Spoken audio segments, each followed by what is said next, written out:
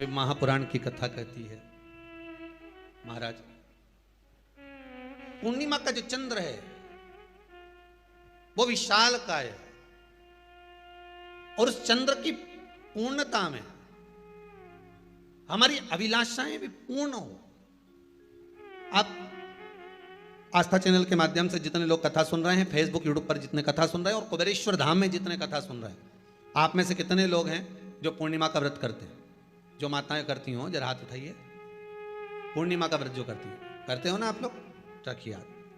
अब पूर्णिमा के व्रत में आपने कई बार किताब पढ़ी होगी पूर्णिमा की, या आपने व्रत किया होगा, या पूर्णिमा का व्रत आप धारण करे होगे, तो उसमें पूजन कौन से भगवान की होती है? पूर्णिमा के व्रत में किस भगवान की पूजन होती है? तो कहा पूर्णिमा के व्रत में केले के खंभ लगाकर पूर्णिमा का जो अध्यापन होता है, पूर्णिमा की जो पूजन होती है, उस पूजन में शंकर और पार्वती की पूजन की जाती है, शिव और नारायण की पूजन करी जाती है, शंकर और पार्वती का स्मरण किया जाता है। किसकी पूजन होती है? शिव पार्वती। क्यों शंकर और पार्वती का पूजन क्यों करा जाता है पूर्णिमा के व्रत में? क्योंकि शिव और माता पार्वती ही केवल एक ऐसे हैं जिन्होंने अपूर्ण लक्ष्मी को भी पूर्ण बना दिया था। किसको पूर्ण बनाया है? लक्ष्मी। पूर्णिमा के दिन अगर आप शंकर भगवान को एक लोटा पानी अगर शिव को समर्पित कर रहे हो, श्वेत पुष्प को रखकर शंकर जी के ऊपर सफेद फूल को चढ़ाकर अगर एक लोटा जल भी, एक पात्र जल भी शंकर को समर्पित कर रहे हो, तो ये लक्ष्मी के लिए ही तो कर रहे हो। और कौन सी लक्ष्मी? पूर्ण लक्ष्मी। पूर्ण लक्ष्मी। आपको पहले भी कथा में कहा, एक बार भगवान विष्णु के सामने लक्ष्मी मैया ने बहुत तेज स्वर में कह दिया था, नारायण, दुनिया के लोग आपका नाम जपते हैं, दुनिया के लोग नारायण नारायण कहते हैं, दुनिया के लोग आपका भजन करते हैं, पर सत्य मायने में कहूं ना तो मेरे बिना दुनिया के लोगों की नहीं चल सकती, मेरे बिना दुनिया नहीं चल सकती, संसार मेरे बिना नहीं चल सकता। भगवान विष्णु ने कहा, ये तो गलत है लक्ष्मी आपका कहना। एक दिन लक्ष्मी को अहंकार आ गया, अहंकार के संबोधन जब माता लक्ष्मी करने लगी तो भगवान, उसी समय पर भगवान विष्णु को क्रोध आ गया और भगवान विष्णु ने कह दिया, लक्ष्मी तू इतनी बड़ी बड़ी बात कहती है कि तेरे बिना नहीं रह सकती संसार? मैं तुझे कहता हूं लक्ष्मी, तू अपूर्ण है, तू अपूर्ण है, तू पूर्ण कब हो गई?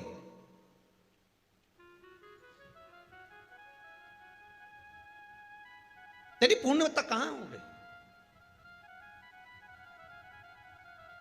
लक्ष्मी की आंख से आंसू बहने लगे। आज आपने मुझे अपूर्ण कहा है, आपको मालूम है आप मुझे अपूर्ण कह रहे हो? आपको ये ज्ञात हो रहा है आप मुझे अपूर्ण कह रहे हो? भगवान कहते हैं, हाँ लक्ष्मी मैंने तुझे अपूर्ण कहा है। अपूर्णता का मतलब आप जानते हो ना? भगवान कहते हैं, लक्ष्मी मैं सब जानता हूं। लक्ष्मी रोती हुई माता सरस्वती के पास पहुंच गई। सरस्वती ने पूछा, क्या बात है लक्ष्मी, क्यों रो रही हो? लक्ष्मी जी ने कहा, क्या बताऊं सखी, मेरे पति ने आज मुझे अपूर्ण कह दिया है। तो क्यों रो रही है तू? अपूर्ण अगर कह दिया, पति ने ही तो कहा है ना, तो क्यों रोना? चल मेरे साथ में। और सरस्वती मैया माता लक्ष्मी को लेकर सीधे पहुंच गई माता पार्वती के यहाँ। माता पार्वती के यहाँ जब पहुंची है, माता पार्वती जी ने लक्ष्मी जी को देखा और सरस्वती को देखा तो पूछा कि बात क्या है, क्या हो गया ऐसा, क्या हुआ, क्या है ऐसा जो तुम दोनों आज मेरे पास में आई? क्या हुआ? पार्वती जी कुछ बोलती, शिव जी का ध्यान माता सरस्वती की ओर और लक्ष्मी की ओर गया और भगवान शंकर जान गए कि आज भगवान नारायण ने लक्ष्मी जी को अपूर्ण कहा है। अब देखें माता पार्वती क्या कर सकती है, इसको पूर्ण बनाने के लिए करेगी क्या? क्या हुआ? माता सरस्वती जी बोली, लक्ष्मी को अपूर्ण कह दिया। अपूर्ण कह दिया? हाँ, तो क्या सोचना उसके लिए, इसको मैं अभी पूर्ण बना देती हूं। माता जगत जननी पार्वती ने गोदी में विराजमान गणेश जी को उठाया और उठाकर लक्ष्मी जी की गोद में दे दिया। ले लक्ष्मी, आज से तू पूर्ण हो गई। लक्ष्मी आज से तू पूर्ण है। गोदी में जब तक संतान नहीं है तो नारी को लोग अपूर्ण समझते हैं, पर माता पार्वती जी ने संपूर्ण ब्रह्मांड में एक सिद्धता प्रदान कर दी कि अपने गोदी के लाल को, अपने गोदी के पुत्र को माता ने लक्ष्मी की गोद में देखकर लक्ष्मी को पूर्ण बना दिया। वो दिन कौन सा था? पूर्णिमा का दिन, लक्ष्मी को पूर्ण करने का दिन, पूर्ण करने का। केवल अमृत ही नहीं बरसता, पूर्णिमा के दिन लक्ष्मी भी बरसती है। पूर्णिमा के कितने व्रत होते हैं? बोलते जाओ, जरा जल्दी जल्दी बोलो। पूर्णिमा के नारियों को, स्त्रियों को अखंड सौभाग्य के लिए, जो नारी वैधव्य नहीं होना चाहती है, उस नारी को पूर्णिमा के कितने व्रत करना चाहिए? जिस नारी के यहाँ संतान नहीं हो, औलाद नहीं हो, उसको पूर्णिमा के कितने व्रत करना चाहिए? जिस नारी का पुत्र, पति बहुत बीमारी से ग्रसित हो, लग रहा हो कि ये मेरा बेटा बहुत बड़ी बीमारी में घिरा हुआ है, तो नारी को कितने व्रत करना चाहिए? स्वयं भगवान कृष्ण ने माता यशोदा को द्वापर में भी बताया है कि पूर्णिमा के 32 व्रत होते हैं। कितने व्रत होते हैं? 32। हम भगवान कृष्ण यशोदा रानी को, माता यशोदा जी को भी बता रहे हैं 32 व्रत। अब आपको किसी ने बता दिया होगा कि 8 कर लो, 7 कर लो, 6 कर लो, 12 कर लो, इसलिए आपने बोला कि 12 कर लीजिए, 32 कर लीजिए। अरे यहां तो द्वापर की कथा भी कहती है। यशोदा जी ने एक बार भगवान कृष्ण को रोक कर कह दिया, ए कन्हैया रुको। कन्हैया बोले, बोलो माँ क्या बात है? कन्हैया जरा रुकिए, इधर आओ जरा। भगवान कृष्ण आए। हाँ माँ बोलिए। जगह का प्रसंग है ये, जिस समय पर राधा रानी कुरुक्षेत्र में नंद बाबा और यशोदा जी को लेकर कुरुक्षेत्र के कुंड में, ब्रह्म सरोवर में स्नान कराने के लिए लेकर जाती है, ग्रहण का समय पर। और जब भगवान कृष्ण उस कुरुक्षेत्र के उस सरोवर में स्नान करने आते हैं, तब यशोदा जी ने अपने लाला से प्रश्न किया है, पूछा है कि नारी वैधव्य होकर ना मरे, उसका पति कोई रोग से ग्रसित ना हो, उसका पुत्र किसी रोग में ना पड़े। कितना सुंदर संवाद लिखा है। अगर किसी माता का पुत्र मान लो किसी नशे में डूबा हुआ है, कोई नशा कर रहा है और गलत नशा है, आपको लग रहा है कि ये नशे में डूबा हुआ है, आपको लग रहा है कि ये गलत जगह पर डूब गया है, आपको लग रहा है कि मद्रापान में, मांसाहार में या अधिक अधिक गांजा आदि का जो भी नशे होते हैं, जितने भी नशे, उसमें डूब चुका है। और माँ उसको समझा रही है, तू नशे में मत डूब, तू इस काम को मत कर, तू ये गलत कर्म मत कर। माँ उसको समझा कर हार गई। तो मेरा माताओं से निवेदन है, आप उसको समझाना बंद कर दो, एक काम करना प्रारंभ कर दीजिए। हमें जो शिव महापुराण के माध्यम से शास्त्र कह रहा है कि आप 32 पूर्णिमा के व्रत प्रारंभ कर दो। उसमें करना क्या है आपको? केवल जिस दिन व्रत रहे, रात्रि के समय पर कोई भी मीठा, कुछ भी सामग्री आप चंद्र की रोशनी में, चंद्र को अर्घ देने के बाद, पूजन करने के बाद उसको रखो, और वही सामग्री जो नशा कर रहा है उसको पूर्णिमा के दूसरे दिन उसको खिलाओ। आप धीरे धीरे खिलाना चालू करेंगे, जिस नशे में वो डूबा हुआ उस नशे से वो छूटना प्रारंभ हो जाएगा। 2 पूर्णिमा व्रत करके तो देखो, तीसरे में तुम्हें जरूरत ही नहीं पड़ेगी। धीरे धीरे आप रुक, वो छूटना प्रारंभ हो जाएगा। स्वयं भगवान कर रहे हैं। यशोदा मैया ने कन्हैया को रोक लिया कुरुक्षेत्र के उस मैदान में,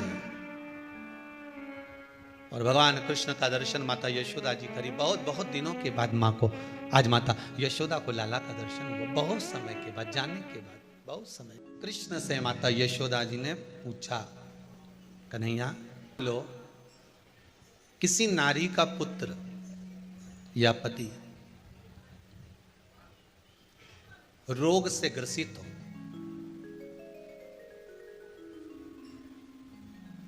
उसके पति की या पुत्र की आयु थोड़ी सी हो,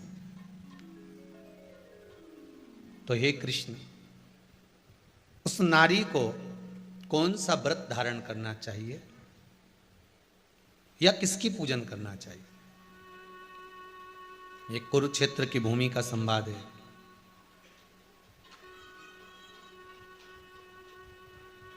भगवान कह रहे हैं, मां, अगर नारी अपने पुत्र और अपने पति के लिए, उसकी उम्र की वृद्धि के लिए, रोग मुक्ति के लिए, विश्व के ताप को कम करने वाले चंद्रदेव की आराधना, पूर्णिमा के व्रत को धारण करती है, तो नारी उस व्रत के प्रभाव से अपने पुत्र और पति की बीमारी को, रोग को हर लेती है।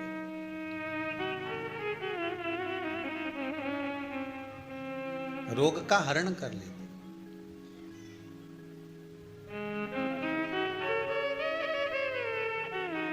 महाराज, जो बच्चा बुद्धि से विकलांग हो, विद्या में कमजोर हो, परीक्षा हॉल में पेपर देते समय भूल जाता हो, वे एक काम ना करता हो, निवेदन है किसी भी पूर्णिमा की रात्रि को 12 बजे गाय के, गौ माता देसी गाय के जो 4 थन होते हैं, उन 4 थन में से जो आगे के थन होते हैं, 2 पीछे की ओर होते हैं, 2 आगे की ओर होते हैं, तो जो आगे के 2 थन हैं उस थन का दूध निकलवा लिया जाए और उस दूध का कोई भी मीठा पदार्थ बनाओ तो ठीक है, ना बनाओ तो उसी दूध में शक्कर मिलाकर पूर्णिमा की रात्रि को, जो विवेक से कमजोर हो, बुद्धि से कमजोर हो, या याद करा हुआ सब भूल जाते हो, या आपके लिए भी है कोई चीज रखते हो भूल जाते हो, विवेक याद नहीं रहता, बुद्धि में इतना प्रबल बल नहीं आ पाता, याददाश्त कमजोर होती चली जा रही, तो किसी भी पूर्णिमा की रात्रि को 12 बजे गाय के आगे के 2 थन का दूध, उसमें कोई पदार्थ, शक्कर, गुड़ कुछ भी मिलाकर भगवान के चंद्रदेव की साक्षी में उसको पिला दिया जाए। महाराज, बार बार पिलाने की जरूरत ही नहीं पड़ेगी, एक ही बार में काम कर जाएगा और विवेक पूर्ण तरह से कार्य करने लगेगा। इसी गाय के आगे के 2 थन का दूध बड़ा प्रबल होता है। पूर्णिमा की रात्रि को 12 बजे उसका प्रयोग किया जाए। दूध को निकाल लो शाम के समय, रात्रि के समय ग्वाले से कहकर, जिसके यहाँ पर देसी गाय हो वहां निकलवा कर उसको रखा जाए, उसका पान करा जाए। रोग बीमारी में प्रबलता है। तो मां यशोदा जी जग कल्याण के लिए पूछ रही है। जब देवता 33 कोटि देवता उस चंद्र के इंतजार में रहते हैं कि ये चंद्र प्रबल होगा, तब जाकर ये चंद्र यहां पहुंचेगा, तब जाकर हम मंथन करेंगे, तब जाकर वो अमृत मिलेगा, और उस अमृत को देवता धारण करेंगे तो वो आनंद पा जाएंगे। हम क्यों एक एक पूर्णिमा छोड़ें? एक एक पूर्णिमा के महत्व को जानिए। कोई पूर्णिमा साधारण नहीं है, कोई प्रदोष साधारण नहीं है, कोई शिवरात्रि साधारण नहीं है। 12 महीने शिवरात्रि पड़ती है, 12 महीने में प्रदोष पड़ते हैं, का महत्व ही नहीं जान पाते। कौन से प्रदोष पर क्या करना है, कौन सी पूर्णिमा को क्या धारण करना है, कौन सी शिवरात्रि पर। कई लोगों को तो यहां तक नहीं मालूम था कि भाई श्रावण के महीने में भी शिवरात्रि आती है। वो तो बस लोगों के कि शिवरात्रि का पूजन हुआ, तो उसका स्मरण क्यों छोड़े हम? अगर ये वेद और शास्त्र ब्राह्मणों को दिए गए हैं, ये वेद और शास्त्र विद्वत जन को दिए गए हैं, तो इसका स्मरण होना चाहिए कि हम निकाल कर जनमानस तक ये चीज पहुंचाएं कि हमें इस दिन ये पूजन करना है, उसका स्मरण होना चाहिए। भगवान कृष्ण से यशोदा जी ने पूछा तो भगवान कृष्ण ने कहा, मां, पूर्णिमा का व्रत अगर नारी 32 पूर्णिमा धारण कर लेती है तो वो नारी वेदव्य होकर नहीं जाती। पर आप लोग व्रत जो करते हो ना, जो भी व्रत आप लोग उठाते हो, सोमवार का व्रत जैसे किसी माता जी ने उठा लिया और वो उठाने के बाद, हम तो शादी नहीं हुई थी ना जब भी सोमवार व्रत करते थे, अब शादी हो गई अभी भी हम सोमवार का व्रत कर रहे हैं, करे जा रहे हैं, और उसका कोई उद्यापन नहीं करा, कोई संकल्प नहीं लिया गया कि मैं 5 करूंगी कि 16 करूंगी कि 25 करूंगी कि 31 करूंगी कि 21 करूंगी। इसलिए पूर्णिमा व्रत का विधान में कहा गया कि 32 पूर्णिमा का पहला संकल्प होना चाहिए। उसके बाद आपकी 32 पूरी हो जाए, फिर आप दूसरे और व्रत कर लो, फिर 32 कर लो, फिर 32 कर लो, पर उसमें पूर्णता का भाव। अभी तक किसी के सोमवार और गुरुवार और शुक्रवार के व्रत ही पूर्ण नहीं हुआ, अभी तक चल रहा है, अभी तक चल रहा है। हम तो सोमवार का व्रत करते हैं, हम तो शनिवार करते हैं, अब शनिवार करते करते 4 साल हो गए, 6 साल हो गए, 5 साल हो गए। भगवान को तो थोड़ा बहुत कुछ खिला पिला के उनको एक बार तो विश्राम दे। भगवान भी मन में सोच रहे अब तो निपटेगी तभी छोड़ेगी। कोई भी व्रत आप करो, उस व्रत का एक संकल्प, एक नियम कि मैं इतने व्रत करूंगी, ये मेरा नियम। जैसे नवरात्रि के 9 दिन मैंने करे, व्रत धारण करे, 10वें दिन उसको छोड़ दिया। अब तुम तो सोच कर बैठी कि ये मैं 9 दिन धारण कर लूंगी, ने 1 दिन बाद एकादशी पड़ रही है तो 10वें के दिन कौन छोड़े, दशहरे का भी व्रत ये भी कर लूँ, 11 भी पूरी कर लूँ, उसके बाद प्रदोष भी कर लूँ, और प्रदोष के बाद में मैं फिर जो द्वादशी पड़ी, 12 पड़ी वो कर कुरा के इसके बाद ही छोड़ूंगी। थोड़ा सा जिस व्रत को उठाया गया, जिस व्रत का नियम लिया गया है, उस व्रत का प्रदान कर कर फिर उसको थोड़ा सा भाग प्रदान कर कर हमने ये व्रत पूर्ण कर लिए। भगवान हमारा ये व्रत आपकी कृपा से, हे विश्वनाथ, हे शंभु, हे त्रिकालदर्शी, हे कैलाशी, मेरी 26 एकादशी आज पूर्ण आपकी कृपा से हुई है, इसलिए मैं उद्यापन कर रही हूं, आपकी कृपा से कर रही हूं। उसके बाद फिर उठाऊंगी, फिर कर लूंगी, पर आज मैंने पूर्णता का भाव लिया। उद्यापन नहीं करो तो किसी विद्वान ब्राह्मण को घर में बुलाकर अभिषेक पूजन करा लो, उसको भोजन करा दो, दक्षिणा अधिक प्रदान कर कर उसको विदा कर दो, उसमें भी सुख का भाग। कितनी पूर्णिमा जम के बोल दो, 32 पूर्णिमा। कौन कर रहे हैं? भगवान कृष्ण। किसको कर रहे हैं? माता यशोदा को। किसने ये व्रत धारण किया? तुम्हें कुछ मालूम है किसका होता है ये व्रत? भगवान कृष्ण ने कहा ये शंकर और पार्वती का व्रत है। किसका व्रत है? शिव और पार्वती का। पूर्णिमा का व्रत शंकर और पार्वती का व्रत है। तो कोई कहे कि ये तो भगवान कृष्ण का व्रत है, तो ये तो कृष्ण भगवान तो द्वापर में आए हैं, पर पूर्णिमा का व्रत तो स्वयं माता पार्वती जी ने भी धारण करा है। जिस समय पर कार्तिकेय महाराज को गंगा मैया प्रकट कर रही थी और तारकासुर का जब संहार करना था, तब माता पार्वती ने शंकर जी से पूछा था कि तारकासुर को मारने के लिए आपके पुत्र की जरूरत है, आपका पुत्र प्रकट कैसे होगा, क्योंकि आप तब साधना में लगे रहते हो। भगवान कहते हैं चिंता मत कर, तू एक काम कर, पूर्णिमा व्रत को धारण कर। मां पार्वती भी जिस व्रत को धारण करी है, तो कोई ये द्वापर का व्रत है? यहां तो शास्त्र कह रहा है कि कोई भी अगर आप प्रसंग धारण कर रहे हो, कोई भी आप नियम धारण कर रहे हो, कोई भी आप व्रत धारण कर रहे हो, या आप किसी भी तरह का पुण्य भाग धारण कर रहे हो, तो उसमें जड़ की मूलता होना चाहिए। जड़ कहां? केवल पूर्णिमा का व्रत कोई केवल द्वापर का नहीं है, केवल त्रेता का नहीं, ये तो सतयुग के भी आगे का निकलता है। ना जाने कितने सतयुग, कितने त्रेता, कितने द्वापर हुए, तब से चला। इन नयनों में नंबर बढ़ते चले जा रहे हो, चश्मा उतर नहीं रहा हो, दूर का नहीं दिखे, कहीं किसी को पास का नहीं दिखे, रहते हैं। उसके लिए तुलसी की जो डंडी होती है, तुलसी जैसे बेलपत्र की जो ये डंडी है, ऐसे ही तुलसी का जो पत्ता होता है, उस पत्ते की जो डंडी होती है, उस डंडी को चंद्रमा को देखा जाता है। उस डंडी की जो कोर होती है, उस कोर को दृष्टि से मिलाया जाता है। माँ की रात्रि ठीक 12 बजे आप चंद्रमा की, जैसे चंद्रमा का भाग, उस चंद्रमा के भाग को आप उस डंडी के भाग से निहारने का प्रयास करें। मार घर में आई है, घी का दिया लगाई है, उस घी के दीप को लगाने के बाद पूर्णिमा के दिन उस पर एक प्लेट थोड़ी तिरछी कर रख दो, जिससे उसकी कालोच, काई की, उस दीप की, घी के दीप की कालोच उस प्लेट पर आ जाए। थोड़ी सी कालोच ले लीजिए, 5-10 मिनट में आ जाएगी। उसको गाय के घी में मिलाकर आंखों में सुरमा लगाकर रात्रि को सो जाइए। 3 दिन बाद आप महसूस करेंगे कि नेत्र की ज्योति बढ़ना प्रारंभ हो रही है। अब इस प्रयोग को करने में कोई धन लगा तुम्हारा? अरे बोलो तो सही, कोई दौलत लगी तुम्हारी, कोई संपदा, या फिर तुमने सियोर वाला महाराज के लाके खूब बटोर के दे दिया, कुछ लगा? नहीं। तुम करोगे, लाभ तुम्हें मिलेगा। ये जितनी पूर्णिमा के व्रत हैं, जितने 12 महीने जो पूर्णिमा पड़ती है, पूनम पड़ती है, ये भले दुनिया के लोग कहते हैं कि ये भगवान राधा और कृष्ण से संबंध, हम और कृष्ण से संबंध रखते हैं, पर इनका यदि सही संबंध समझा जाए, इनके सही संबंध का यदि स्मरण करा जाए, इनके सही संबंधों का यदि वर्णन किया जाए, तो शिव और चंद्रमा के जो मिलन का केंद्र बिंदु है वही पूर्णिमा है। केवल एक पूर्णिमा वहीं तक नहीं रही कि भगवान कृष्ण और राधा जी ने रास किया, केवल वहीं तक उसकी सीमितता नहीं है। बात ध्यान रखिएगा, यदि काया का रोग हो गया, मान लो शरीर कहीं से सफेद पड़ रहा है, कहीं से काला पड़ रहा है, शरीर में से खाल की फुकड़ी निकलना प्रारंभ हो गई हो, शरीर में काले काले चट्टे पड़ना चालू हो गए हों, या कोई विशेष रोग हो गया, कोई विशेष में रोग है, बीमारी है, काया बेकार हो रही है, तो सीधी सीधी बात शिव महापुराण की कथा कहती है, सुंदर आनंद में श्रवण कर कर आप अपने जीवन को, ये पूर्णिमा शिव महापुराण की कथा कहती आ रही है। कुछ नहीं करना, पीपल का एक पत्ता, उस पत्ते पर थोड़ा सा चावल, पूर्णिमा की रात्रि को अपने हाथ में लेकर अपने नयनों से लगाकर शरीर पर से स्वयं उतार कर उसको दरवाजे के पास रख दीजिए।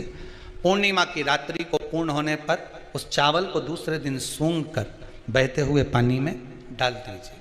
महाराज कितने भी रोग से ग्रसित हो गए, पीपल का एक पत्ता 52,000 ब्राह्मण की साक्षी कराता है। महाराज बहुत ध्यान देना, पीपल के वृक्ष में स्वयं नारायण का, मेरे कृष्ण का वास है। स्वयं भगवान गीता के अंतर्गत कहते हैं कि मैं पीपल का वृक्ष हूं, नारायण उसी में वास। 52,000 ब्राह्मणों का वासा एक पीपल के पत्ते में होता है। और आपको पहले भी कथा में कहा, गाय ब्राह्मण बहन बेटी ये सब काल का हरण करने वाले हो, काल को हरने वाले हो। रोग को मिटाइए, शिव का स्मरण करो। पूर्णिमा के दिन चावल का एक आखा दाना, आखा दाना जानते हो, पूरा खंडित चावल नहीं, कितना चावल, एक दाना चावल का शंकर भगवान के शिवलिंग पर समर्पित करिए। एक बेलपत्र जिसका डंडी का मुख अपनी ओर हो, जहां से चावल चढ़ाया है, उस चावल के ऊपर अपनी कामना कर कर रख दीजिए और चंद्रमौली भगवान का स्मरण करिए। कौन से भगवान? शंकर भगवान का सर्वश्रेष्ठ सुंदर नाम है चंद्रमौली। चंद्रमौली भगवान का स्मरण करिए, अपनी कामना कर कर बेलपत्र समर्पित कर कर शिव जी पर एक लोटा पानी, एक जल पात्र समर्पित करो, कलश से जल चढ़ा दीजिए, नैनों में वो जल लगाकर अपनी कामना कर कर वापिस घर को आइए। आएगी जो कामना करी है मेरा चंद्रमौली भोलेनाथ उसे पूर्ण कर ही देगा। शिव उपासना के लिए जितनी 12 महीने में पूर्णिमा पड़ती है, एक एक पूर्णिमा का व्याख्यान वर्णन करेंगे। आज तो कथा का महत्तम दिवस है, पहला दिवस है, तो हम उसको महत्व समझें कि पूर्णिमा का महत्व क्या है, हम उसका महत्व समझें कि शंकर और चंद्र का रिश्ता क्या है, संबंध क्या है। भगवान ने जितनी पूर्णिमा बनाई है, जितने नक्षत्र बनाए, जितनी घड़ी बनाई, जितना पल बनाया, जितना समय बनाया, ये शंकर भगवान ने जो बनाया ये गलत नहीं बनाया, श्रेष्ठता के लिए बनाया, जग के उद्धार के लिए, संसार के उद्धार के लिए बनाया। अब उसका प्रयोग आप करें ना करें ये आपके ऊपर है, आप उसका प्रयोग कर रहे हैं ना कर रहे हैं आपके ऊपर, पर जो बनाया है मेरे भगवान। कि कुछ तिथियां भारत की भूमि पर ऐसी वर्णित है जिन तिथियों में भी गंगा का जल, हम शिव को अगर एक बूंद भी समर्पित कर रहे हैं, गंगा का जल मात्र एक आधी चम्मच भी, आचमन जितना भी अगर हम शिव को समर्पित कर रहे हैं तो उसका सुख आनंदित है। जैसे पंचमी तिथि, नवमी तिथि, दशमी तिथि, एकादशी, प्रदोष, पूर्णिमा, अमावस्या, ये तिथियां हमारे पशुपतिनाथ का व्रत करते हो, आप 16 सोमवार का व्रत करते हो, आप संकट सोमवार का व्रत करते हो, आप शिवरात्रि का व्रत करते हो, सोमवार की अष्टमी का व्रत करते हो। उन व्रतों में सारे व्रत करो, मना नहीं है, पर उस व्रत में अपना पूर्ण समर्पण परमात्मा के प्रति रखो। केवल खाना छोड़ा है, अन्न छोड़ा है, भोजन छोड़ा है, और दिन में सुबह से लेकर शाम तक 2-3 बार तुमने कुछ ना कुछ पाया है, वो व्रत हो सकता है आपकी दृष्टि में, पर हमारी दृष्टि में व्रत कौन सा है? शिव महापुराण की कथा कहती है कि सुबेरे आपका व्रत चालू हुआ, दूसरे दिन ब्रह्म मुहूर्त तक जो आपका व्रत आपने रखा है, भगवान का जो व्रत कर रहे हो, उस व्रत में एक बात अपने अंदर उतार कर रखो कि इस दिन मैं अपने मोबाइल का त्याग करती हूँ, पूरे दिन मैं मैसेज नहीं पढ़ूंगी, मैं देखूंगी नहीं, मैं अपशब्द नहीं कहूंगी, मैं जानूंगी नहीं। दूसरा, आज के दिन मेरा व्रत है, आज 1 महीने में, 15 दिन में, 2 दिन में, 20 दिन में मैंने अगर किसी से भी अपशब्द कहा होगा, आड़ा टेढ़ा कहा होगा, तो सबसे पहले आज व्रत वाले दिन मैं उसको सॉरी कहूंगी, क्षमा मांगूंगी और अपने हृदय से लगाने का प्रयास करूंगी। व्रत है, व्रत का तीसरा अंश, आज मेरा व्रत है, मैं आज के दिन किसी को भी अपशब्द नहीं बोलूंगी, किसी के लिए आड़ा टेढ़ा नहीं बोलूंगा, आज जितना बन सकेगा मैं सात्विक जीवन जीऊंगा। चौथा, आज मेरा व्रत है, आज के दिन मैं झूठ नहीं बोलूंगी, ना झूठ बोलूंगा सुबह से लेकर शाम तक। और 5वां, आज व्रत वाला दिन है, जितना फलार मैं करूंगी उसका पैसा जोड़ूंगी कि 15 रुपए का मैंने साबुदाना खाया, 10 रुपए का बटाटा खाया, ये खाया वो खाया, सारा हिसाब लगाकर 55, 60, 70 रुपए जितने होते हैं उसमें से एक अंश निकालकर मैं उसका एक भाग किसी गौशाला में जाकर गाय को चारा जरूर दूंगी। आपका व्रत, आपकी साधना, आपका तप, आपका बल आप कैसा कर रहे हैं? केवल भूखे रहने पर भगवत पद की प्राप्ति नहीं होती। शिव महापुराण की कथा कहती है कि भूखे रहने से भगवान की प्राप्ति नहीं होती। शिव पुराण की कथा कहती है भगवान को पाने की भूख बढ़ाने से भगवान की प्राप्ति होती है। भीतर से परमात्मा को पाने की भूख बढ़ाइए, भगवान को पाने की भूख बढ़ाओ भीतर से।